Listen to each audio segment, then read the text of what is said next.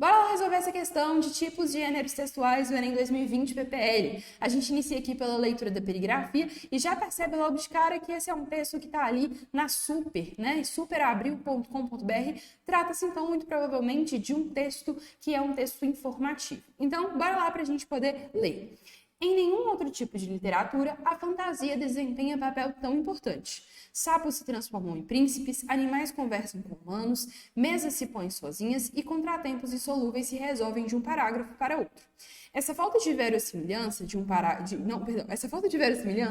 não afasta o leitor. Pelo contrário, juntamente com o anonimato dos príncipes e princesas, que não têm personalidade definida e vivem em terras distantes sem localização exata, ela facilita a identificação com os personagens.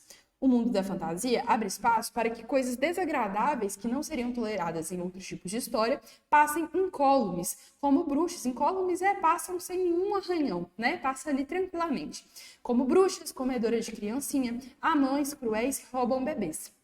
Boa parte do fascínio dos contos tem origem justamente nesse mundo sombrio. Contos de fadas não constituem sempre histórias agradáveis, polvilhadas de açúcar, como a Casa de Pão de Ló de João e Maria. Pelo contrário, as tramas são recheadas de malvadezas que sobrevivem às dezenas de adaptações. Podem passar despercebidas, mas estão lá. Ou é inofensiva a história de uma menina e de sua avó que são devoradas vivas por um lobo. Ou é inocente o conto da menina que é sequestrada e obriga a passar a juventude trancada no alto de uma torre. E o que dizer do bebê condenado à morte no dia de seu batizado? Bom, então vamos lá. As perguntas ao final do texto estão relacionadas ao argumento segundo o qual o conto de fadas. Então, o que essas últimas perguntas aí vão dizer sobre o texto, né? Basicamente, qual o argumento acerca dos contos de fadas que está sendo defendido com essas perguntas, ok? Vamos lá. Letra A. Os contos de fadas manifestam aspectos obscuros da condição humana. E aqui a gente tem o nosso gabarito, né? Por quê, gente? Essas perguntas ao final... É inofensiva a história de uma menina e sua avó que são devoradas vivas por um lobo. Inocente conto de que a menina é sequestrada e obrigada a passar a juventude trancada no alto de uma torre. O bebê condenado à morte no dia de seu batizado.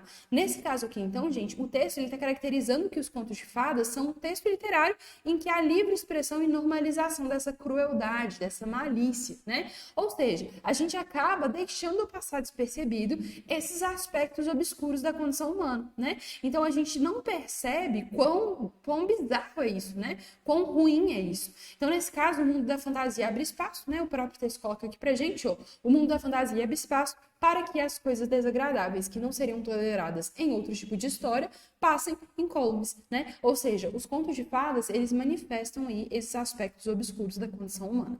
Letra B. Estimulam a fantasia e a imaginação dos leitores. Aqui, galera, a gente tem uma alternativa que traz uma dúvida, né? Só que as perguntas no final do texto não estão associadas a esse estímulo de fantasia dos leitores. Por quê? Aqui a gente tem um distrator de interpretação indevida, né? O texto afirma essa importância, mas não associa esse gênero textual ao estímulo criativo ou fantasioso dos leitores. Além disso, gente, as perguntas no final do texto não estão estimulando essa fantasia, né? São perguntas que comprovam como os aspectos obscuros da condição humana estão nos contos de fadas. Letra C. Favorecem a identificação com os personagens.